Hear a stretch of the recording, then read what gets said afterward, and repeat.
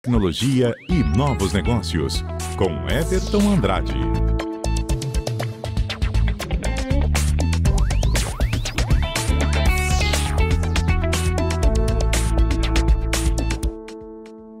Uma hora e 50 minutos, hora de tecnologia por aqui, sempre ele, Everton Andrade com a gente.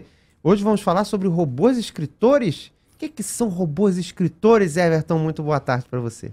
Boa tarde, Juan. Boa tarde a todos os ouvintes.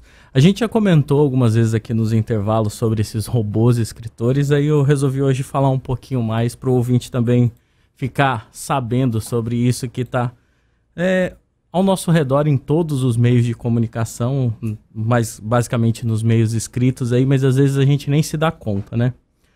Toda vez que a gente fala de robô aqui, eu gosto de esclarecer que a gente sempre vê a imagem de um robô mecânico, mas não é esse robô, é outro robô. Esse robô. Apesar de existir robôs que estão escrevendo em alguma superfície, como papel, mas não é desse tipo de robô que a gente está falando. Tá certo, tá esclarecido aqui.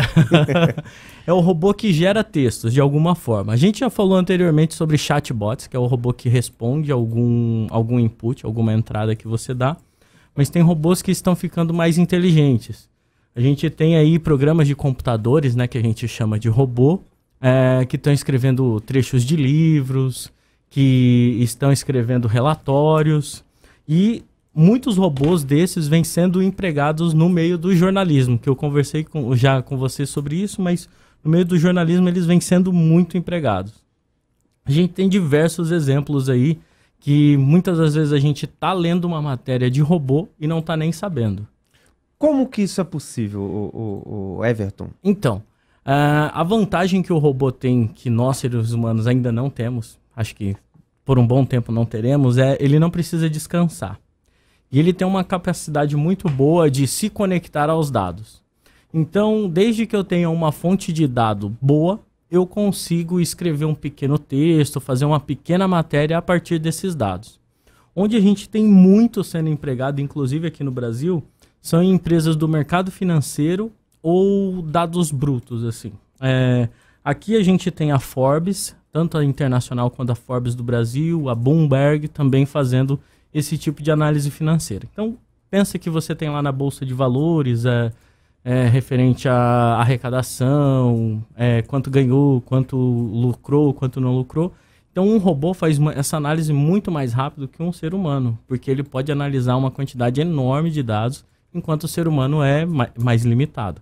Ele redige um pequeno texto e publica isso muito mais rápido que um ser humano. É um código que é colocado para ele aprender? Como é que funciona isso?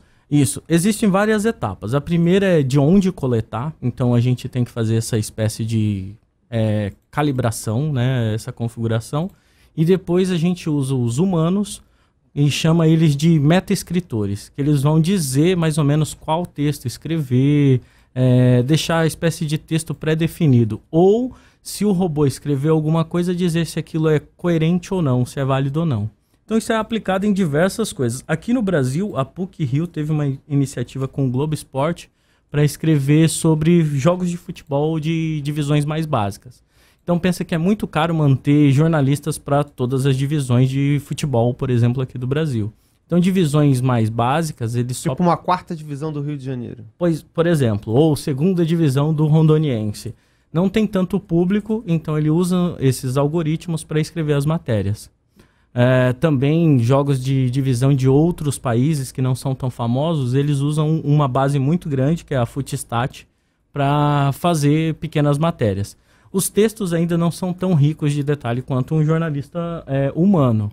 Mas tem muita coisa interessante que pode ali estruturar as informações para que um leitor tenha essa curiosidade sanada, não só aquela planilha ou gráfico com texto bruto. Então fica bem interessante. E de certa forma consegue também um bom volume de informações e isso acaba enriquecendo, né? Porque dá para você dar foco em coisas maiores e nem deixar as menores para o robô fazer também. Exato. E por mais que alguns jornalistas não gostam da ideia, isso melhora muito a produtividade de um jornal. Até hoje não tem assim, notícia de grandes jornais que adotaram robôs demitindo jornalistas. Muito pelo contrário. Eles aumentaram a capacidade de produção de matérias. Porque os jornalistas que já estavam trabalhando são uma espécie de treinadores do robô. Então ele vai escrevendo ele tinha a capacidade de escrever 15 matérias, o robô escreve 100, ele vai dizendo qual é adequado ou não. Então fica um trabalho como se fosse um ciborgue, metade humano, metade robô aí, para publicar, para o público ter cada vez mais informação, e informação de qualidade sempre, né? Tá certo, os robôs escritores, quem sabe que um dia escrevendo até livros, não sei. E são apresentados pelo Everton Andrade aqui pra gente. Everton, algum recado final pra sua coluna? Bom, a gente aí, além dessas questão dos jornalismos, a gente tem robô escrevendo diversas outras coisas, como sobre catástrofes naturais, na Wikipedia, que acho que todo mundo já acessou, cerca de 8% do conteúdo da Wikipedia foi gerado por robôs.